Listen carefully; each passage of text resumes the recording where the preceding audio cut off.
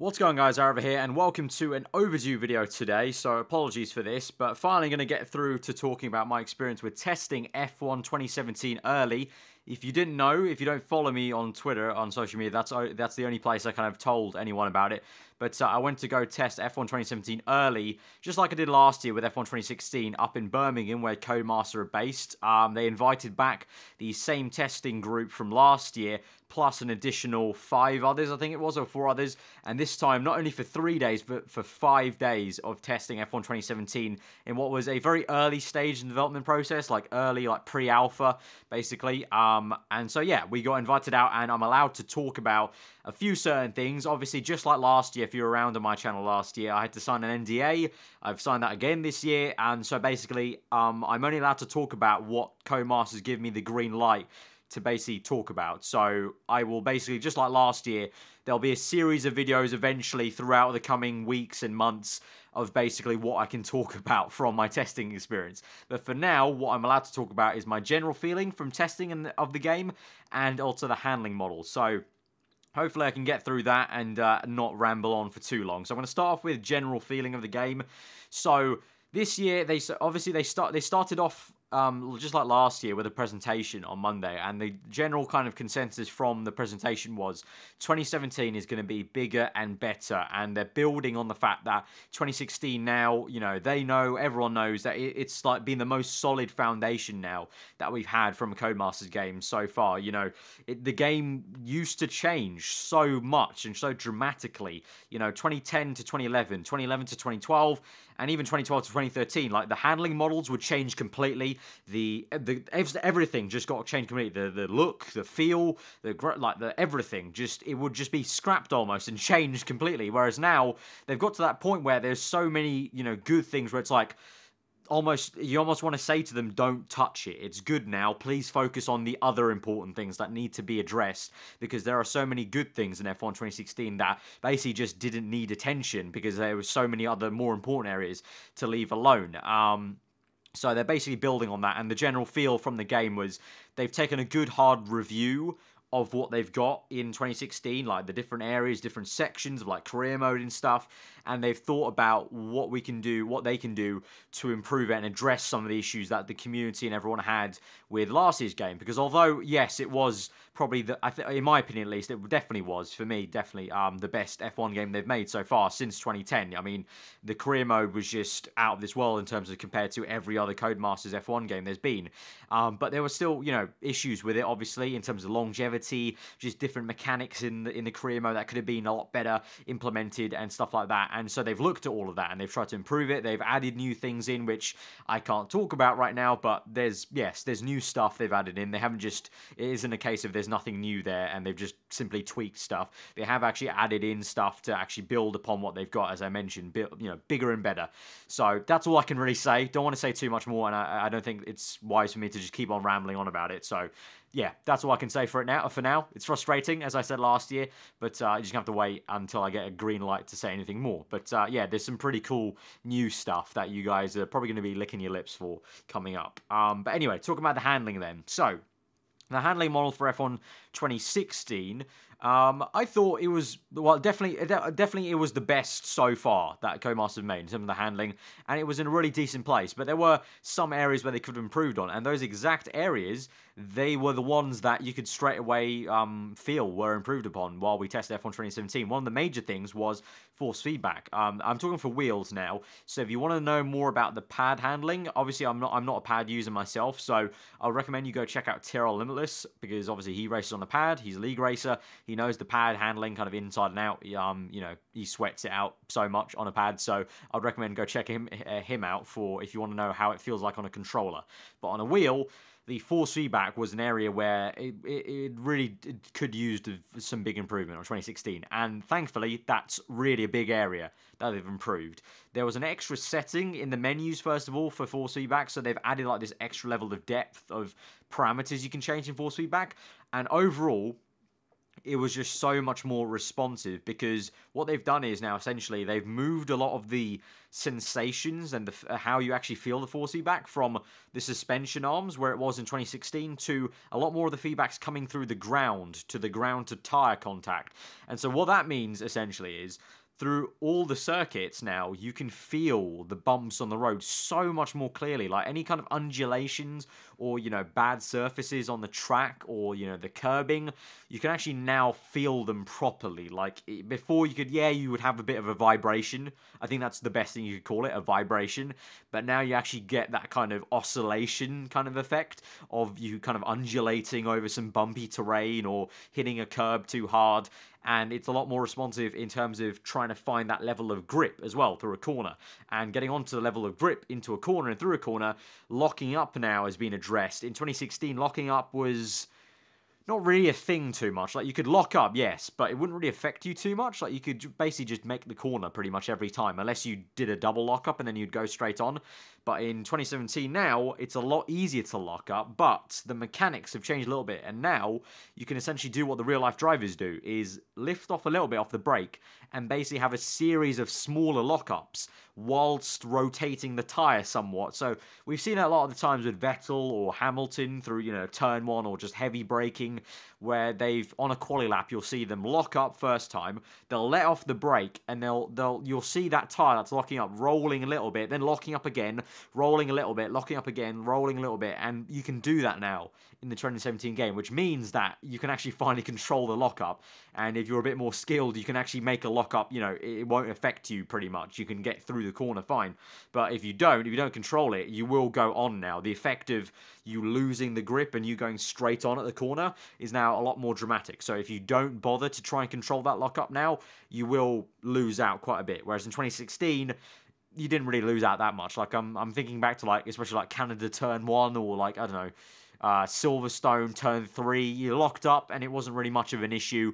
You would just kind of work it into your turn in. Your car would kind of slide in a little bit and you could kind of work it to your advantage almost. And like Raskas in Monaco, you could almost lock up and use the lockup to kind of help you get the car turned around, because the car would start rolling a little bit and sliding on the rear, so that would kind of help you turn around the corner. Whereas now it's a bit more of a, you lock up and you're going straight on. You're not going to slide, you're just going to go straight on. So that was a big aspect that's improved in that sense. And then something that was interesting in terms of the gearing for the game. Now, this is always kind of a tricky thing to get right completely, is first gear usage in the game. Now, obviously in real life, first gear is really just a starter gear. And you can go down into first gear, obviously, in the game. But now, this time, when you do go into first gear, you get a huge snap. Like, it's like you basically just never want to go into it at any speed, basically, unless you're going into a hairpin real slow. The rear end just snaps like that, which it should do, because you're going from second gear, so much more inertia in the gearbox and speed, that you just kind of click into first and it just jolts, and the car's not expecting it. So that was a good aspect in terms of that. But second gear, something that we try to address and tell them about, and hopefully it will get sorted out by the time, you know, we, I don't know, play it next, or you guys see it in the beta. There is a closed beta, so actually that's hopefully when you'll see it. So also that, by the way, if you haven't signed up yet, I believe sign-ups are still open, so I'll try and leave a link in the description, but there's a closed beta, so that's your chance to test the game. So hopefully for that closed beta, this issue is sorted that I'm going to say right now.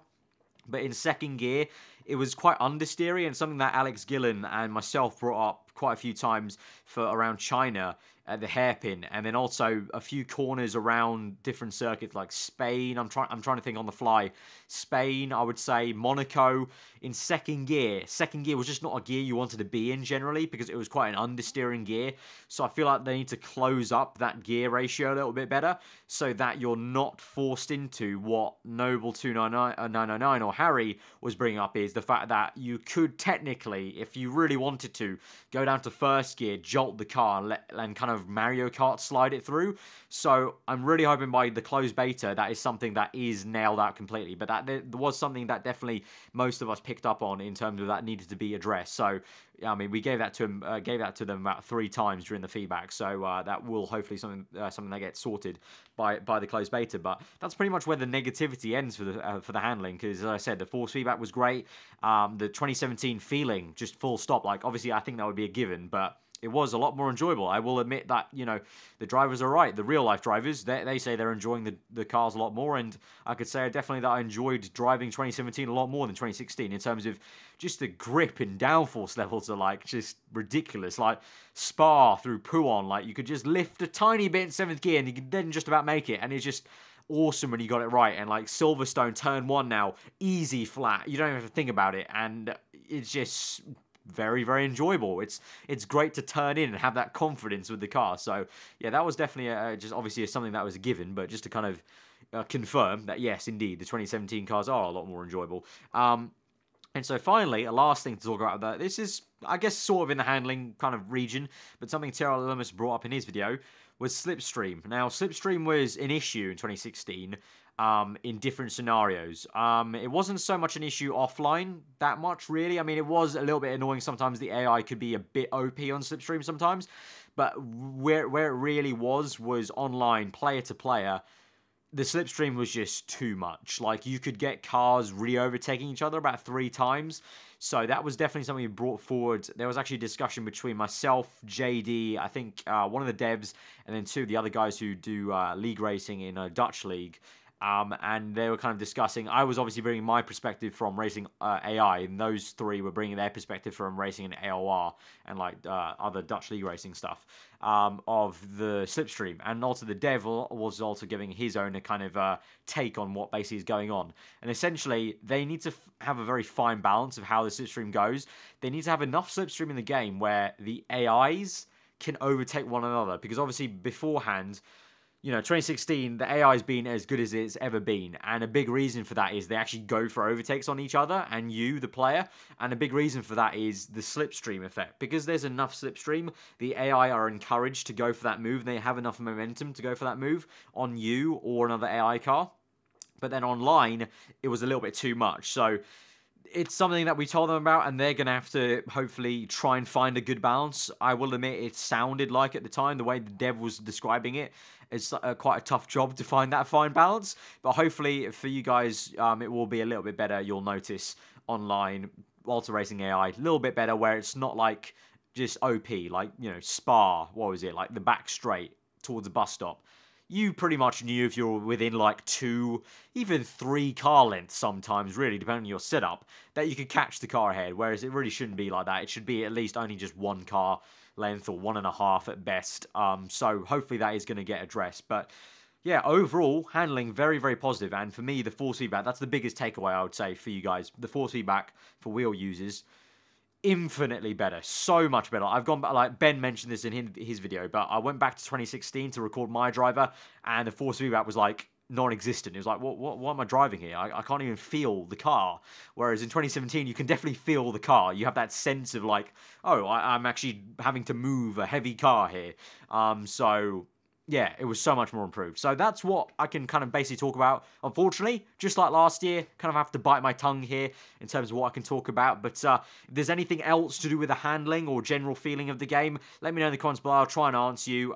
If you are new around here, then do get subscribed for more Formula 1 content. And obviously, I will be bringing out these videos that when Codemasters gives me the thumbs up that I can talk about it, I will. So things like career modes, things like anything else in the game, once they give me the thumbs up that I can talk about it in more in-depth detail and actually give you the details of what changed and, you know, what's new and everything like that, then I will do that. So do get subscribed if you're around here for that. But yeah, if you did enjoy the video, you found it somewhat informative, then hit that like button and yeah, let me know all that good stuff. But I just want to say a huge thank you to you guys. I haven't done like an update video in a while, but just for a huge thank you for supporting the channel, because again, I got invited back to this testing, obviously because I went testing last year, but that time round, last year, I got invited to testing because so many of you told Codemasters that I should be one of the ones to get picked to go testing. And so that's sort of, you know, a year-on domino effect to this year. Obviously, also for them, it was easier to invite the same people back from last year and then plus add some new people on there, like Harry, by the way, if you didn't know, Noble2909, we teased him a lot about it last year, but he actually finally came with us there, so we had the legendary AOR old AOR champion there testing with us finally, so after all the jokes, he could actually have some relief there. But obviously, you know, it was good for them to invite the same people back so they have some consistency in feedback. But the first time I got invited last year was because of majority of you guys. So I need to say a huge thank you for that. And just generally also, obviously, as I said, I haven't done an update video in a while. So it's just a general thank you so much for the recent support on the channel. It's been great. You know, videos have been going down so well. I've been enjoying making every single video. You know, the podcast, My Driver, Motorsport Manager, you know, the recent Assetto Corsa video, you know, just random videos. It's been a lot of fun, and, you know, it's been busy because, if you don't know, I'm a university student, 3rd year, so it's been very busy. I've lost a bit of sleep here and there, but it's been worth it because I've enjoyed making the content so much. I've been loving seeing your reactions to all of it. So, yeah, just a general big, huge kind of hug and thank you from me for the support on the channel recently, as I don't often do the kind of update videos to kind of say that sort of stuff directly to you guys. So, yeah, that's been it. Hope you enjoyed us today, and I'll see you guys next time. Goodbye.